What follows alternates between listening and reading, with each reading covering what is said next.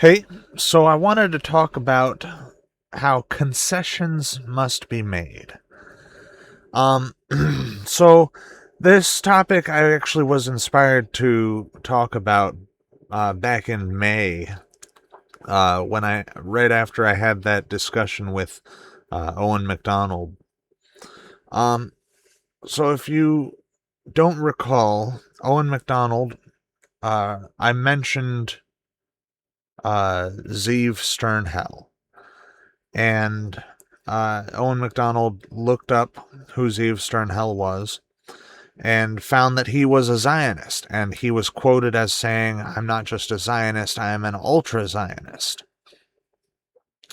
And this is something that I suppose Owen would try to avoid. Uh, avoid giving someone like that his attention. Um, Now, here's the thing. Most Jews are Zionists. This is a simple fact of reality. Uh, most most academics are Jews. This is another fact. This is just how the world is right now.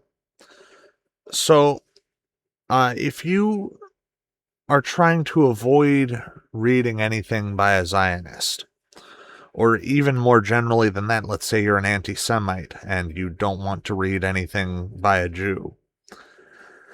Uh, if you follow this path, you will be missing out on a huge amount of academic work, a huge amount of scholarship, because of this fact. Because most academics are Jews and most Jews are Zionists, which means that most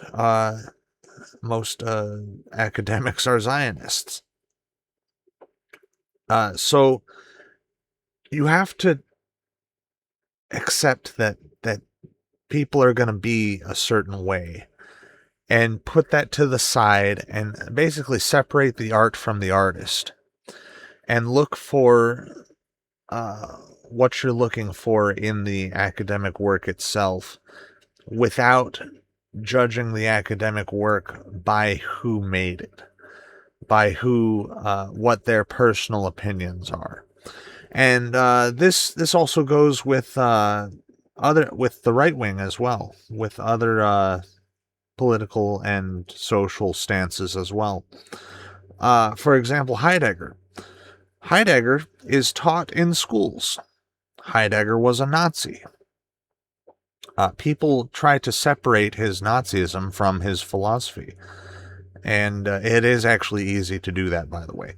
But people make concessions to learn from Heidegger. Heidegger made a fantastic contribution to the realm of philosophy, and he is beloved for that, and so they overlook his Nazism.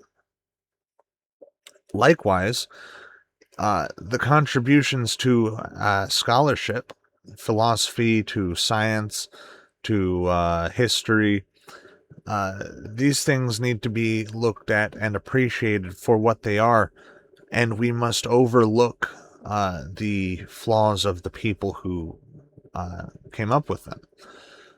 Um, this is also why I consider eclecticism to be so important, because people when they present an idea will tend to tie it to their own the whole of their being, really. For example, you get like Jewish critical theorists will support Zionism. Well, most critical theorists now do not support Zionism. They are anti-Zionist. So you are taking the critical theory but leaving the Zionism.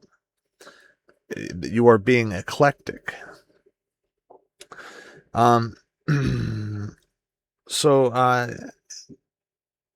concessions have to be made because nobody is perfect. Everybody has some unsavory opinion that if you just go around rejecting everyone who's not perfect, you're going to end up with nothing.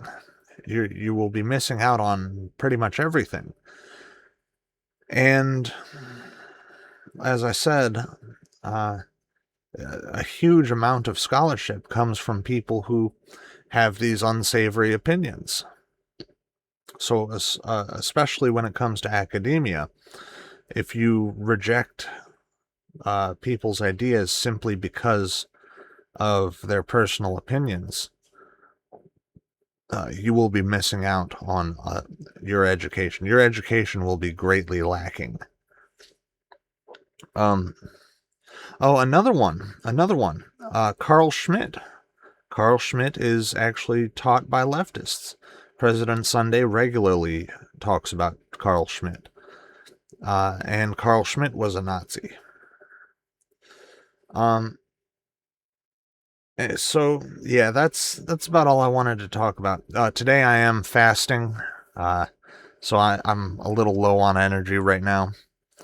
But yeah, just concessions have to be made. You can't just have everyone agree with you 100%, and you do have to take everything that you can when you can, and that may take effort, but the effort is worth it. Thank you for watching. Peace.